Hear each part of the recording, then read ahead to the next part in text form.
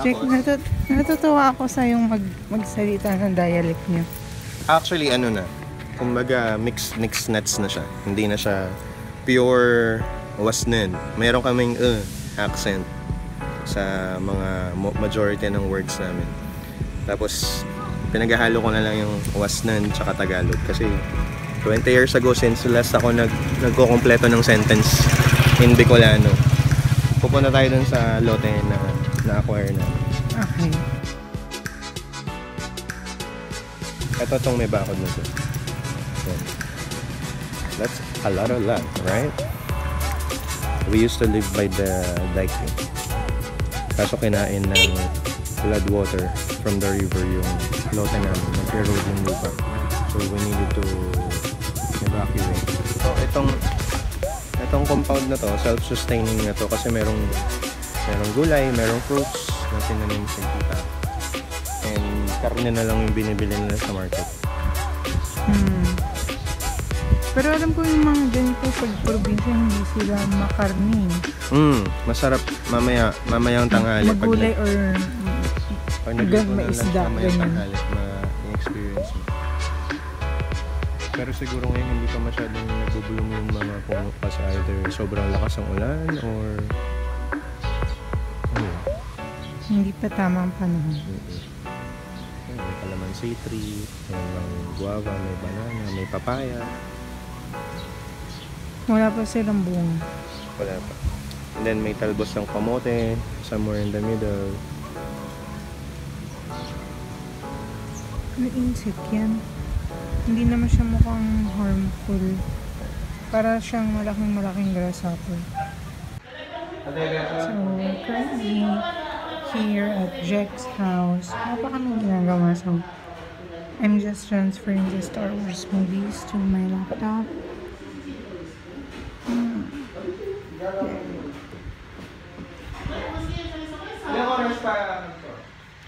It's 9:20.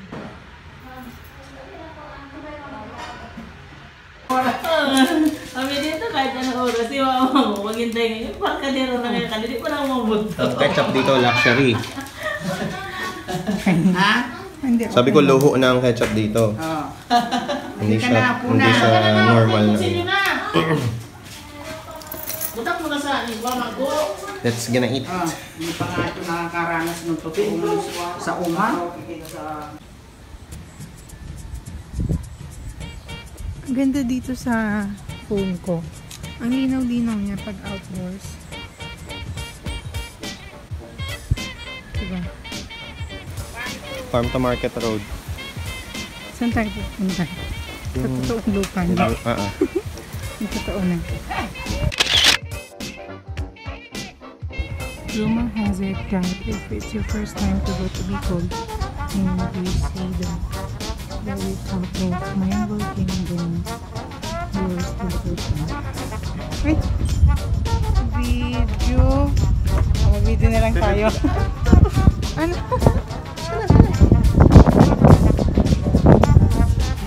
Mountain hunting! Pakita natin yung couple shoot natin. Dahil mga mainstream tayo.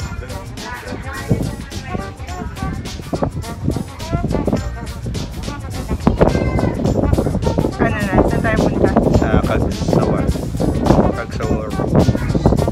Tapos mag-ATV ka. Ngayon na ba yun?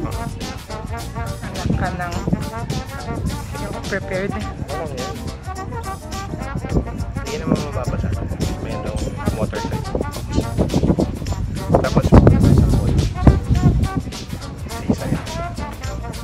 Mall? Yung Embarcadero. Sa Legazpi. Tapos pag kaya pa, doon tayo sa Skyline. Yung viewing deck ng Mayon.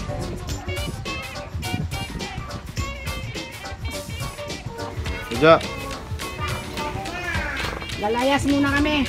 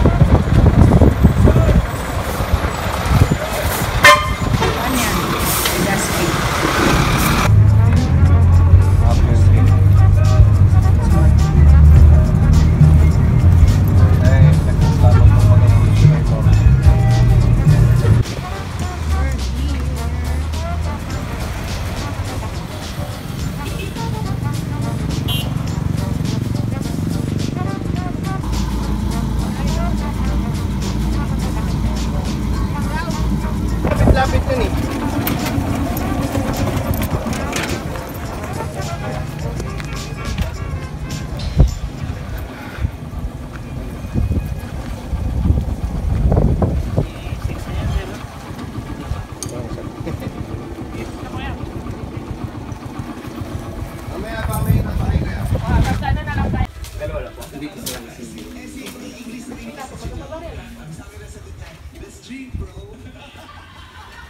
Para ano mo naman yung tray. I-vlog mo ko. Pero hindi ito yung, ano yung sabi yung tawa-tawa? Hindi yan yung kawa-kawa. Kawa-kawa. Hindi ito yung, Kawa. okay. Hindi ko Ay!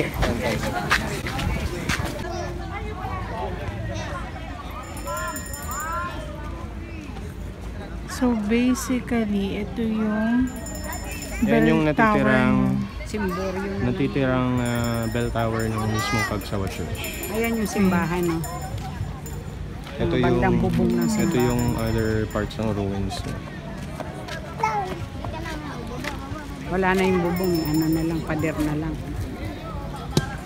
Pero dati wala to, parang Wala. hindi siya park. Ano lang siya? Lupa. ah, Ano lang Kapantay siya, nung parang ano lang, kapantay lupa ng or- bukid. hindi siya ginawang ano lang siya, para siyang town center. Kasi kung nasa ng simbahan, usually, di ba nandoon ang City Hall, Sama-sama, nandoon ang palengke. palengke. Nung panahon ng so Kastila. during the 1800. Dati yan ba, naaakyat namin, pinagbawal na kasi natitibag na ng natitibag yung mga bato. Wala nang kapit. Clear na. Bebe, Ayan na, ayan na. Ayan na kayo. Ayan na siya.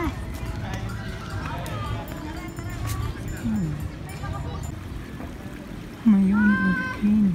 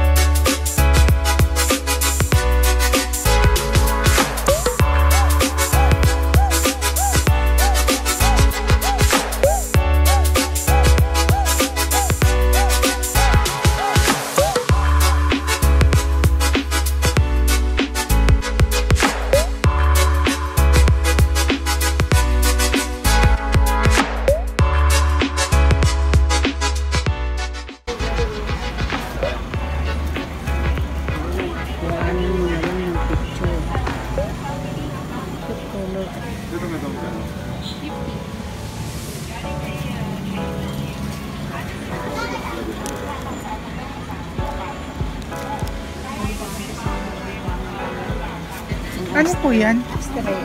Pag nilagay mo yung kasi umuusok yung sa gitna. Magagamit na talaga yun.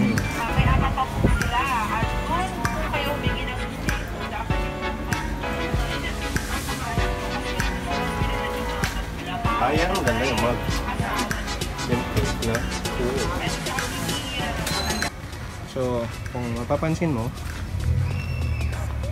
familiar ako dun sa design kasi mukha siyang Ivatan houses yung sa Batanes. Pinagdikit lang siya. Those are also rocks. Tapos ang pinangdikit sa kanya, combination of cement and egg whites. Iba yun. Para mas matibay siya.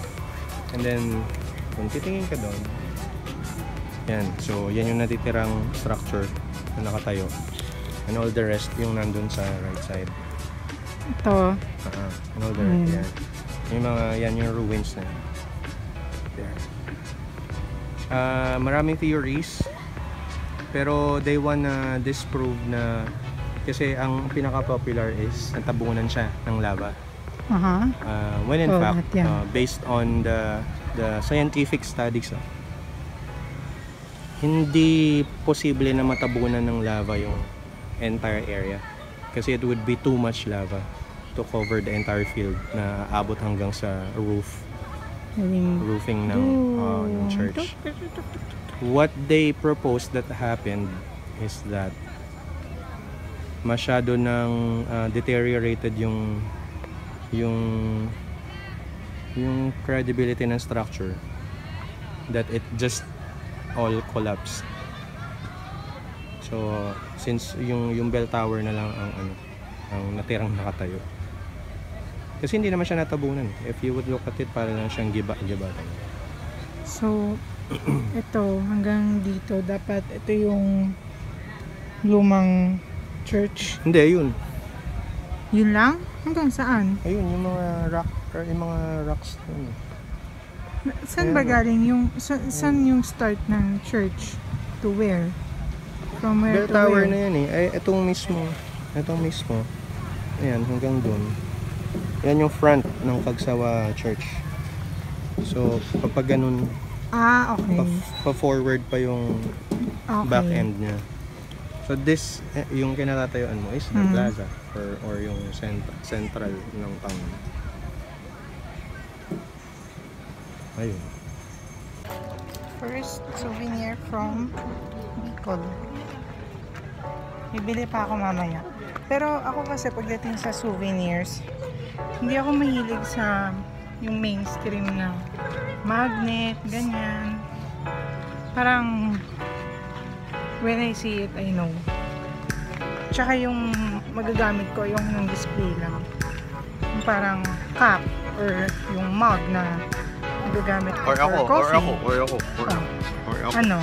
Gagamit mo. Ano ikaw? Gagamit mo ko. Hindi ka naman nabibili kasi you're priceless. Pabili Parang na. si Maya.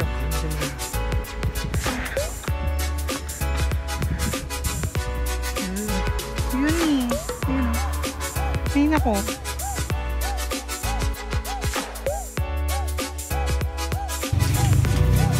Sit.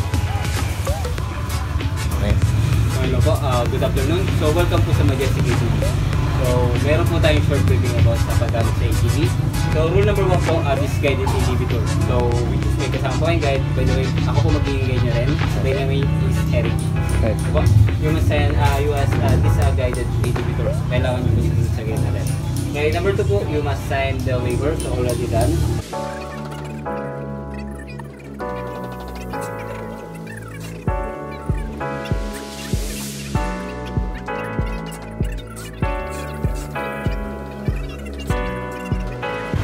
And then, this is your assurance policy. So, nakapag-set na po tayo kanina. So, pili na po kayo ng helmet and then test drive po tayo. Okay po.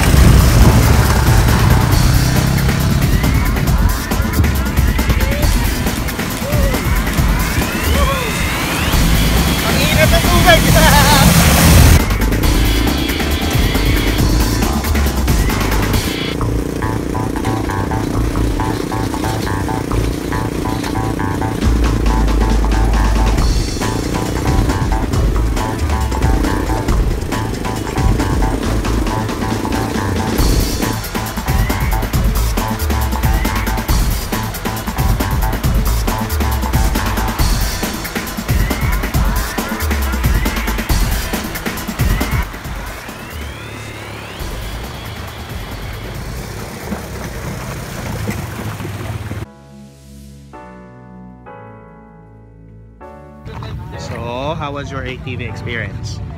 Huh. Huh? Did it conquer you or did you conquer yourself? I conquer. Ano You tawag? came, you saw, you conquered. Yes. Ayun na yan. Very bitchy. Parang bawat bumpy road, parang humihiwala yung kaluluwa ko. Alam mo yung parang ganun yung feeling. Ako bilang second time ko na, hinihintay ko na kayong dumistansya at para nakakabuelo ko ng arangkada. Kasi magaling ako eh. Racer kasi ito eh. Masaya siya, masaya. Tapos, Sulit as in sulit yung binayad for beginner. Tsaka hindi siya pang beginner. tapos kapag maganda That I yung can say. pag maganda yung rapport nyo dun sa guide, may bonus kayo na tool. Hindi na.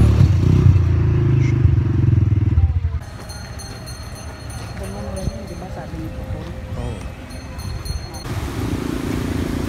Pero diyan kami nag-test drive. Yan, paikot dyan. Nung okay na, gumano na kami. Paano nga? Dito kayo dumaan, syempre. Hindi Ayun, dito. practice areas. See? Tapos, dyan kami dumaan. Kaya sa batuhan kayo magpapatakbo? Ay, sa tubig. Kaya nga sa tubig? Oh. Kaya?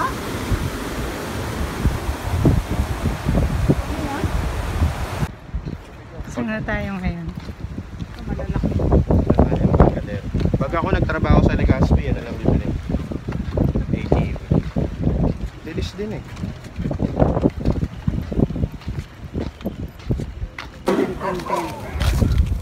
Apa? Ito? Ma?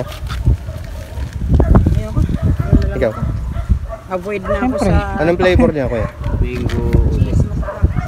Mango ube saka. Dalawa lang. Dalawa lang. Sa akin ano? Is buong mango.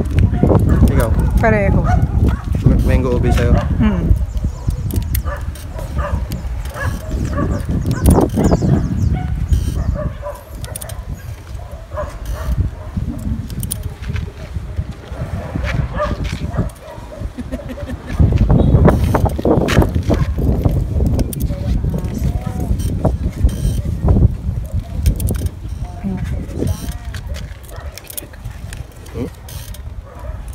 Ano no?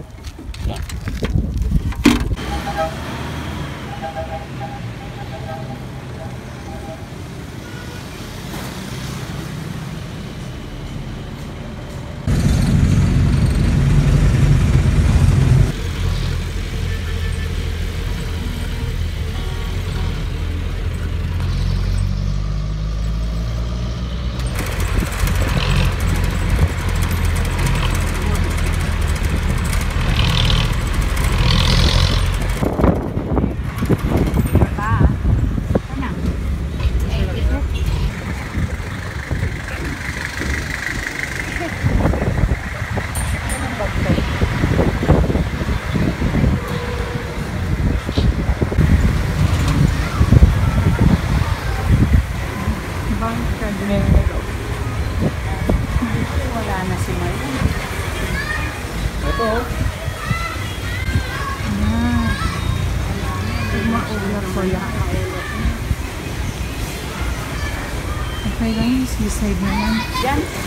Inasal. O, Only rice. Only rice yan. Gusto mo bebe? Bagal eh. Parang I've had too much adrenaline burn today. Bagal ba? Bagal.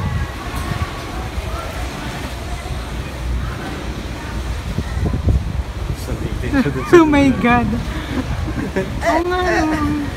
Pero yung kabagalan niya, na-enjoy mo. Ano, yun. Magsak na dapat merong ano. Layo pa oh. Punta siya doon. Tapos na siya, ayun, ang tagal oh. Taas. We evacuate Barcadero because Walang tao. saan tayo pumunta ngayon? Ay, alam mo. Bahagya lang. Sa Manila wala na. Sure siya. Dito lang meron nun sa Bicol. Hindi masyadong mahangin dito. Katamtaman lang ang oo. Hindi ka mag-aalala sa itsura mo. LCC ang sinaunang SM kasi ang Legazpi pa lang parang urbanized city sa Bicol. Ito lang ang pinakamalaking mall. Ano yung ibig sabihin ng LCC? L. Liberty Commercial Center. Okay. So ngayon, papunta tayo dun sa may Ayala Mall. Ayala Mall. Umabot siya dito. Ayala Mall, Legazpi.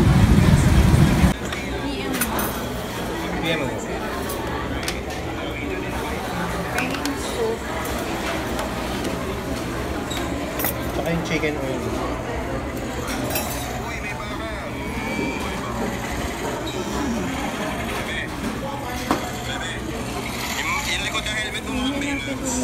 Ang ganda ng helmet mo kang Baymax.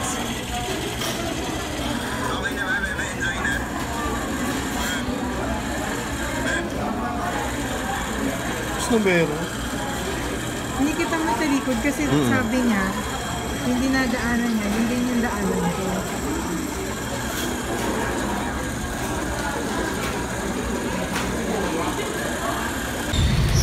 You did die during Of the killings and the Filipinos who died during the World War.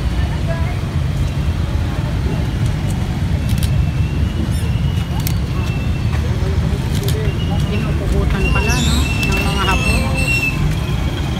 Di ba nga, sabi mo nung kapanahunan nyo, yung bangkay hindi pwedeng ilibing. Kasi nakikita ng mga Japanese na nagpupulong-pulong yung mga Pilipino. Kwento ni Mama. Ang ginagawa, Kasi si ate pa lang ang anak. hindi ka pa sinilang. Hindi pwedeng magburol. Ang ginagawa nila, yung bangkay, katabi nila matulog. Tinatabi. Kasi yung sinundan ko, namatay ng World War. Nagkasakit kasi walang mabiling gamot. May doktor walang gamot, namatay. Hindi pwedeng magburol kasi mahalata ng mga sisirulin kasi ang mga lalaki doon ng mga Japanese. Sinusona. Pag may Pinapalabas yung mga lalaki. Oo. Tapos, ngayon, tinatago may nila makapili. may mga lalaki. Ngayon, si Papa at saka si Mama, pinapagitna nila yung baby. Yung patay. Kapag tulog. Hindi pwedeng nakaburol.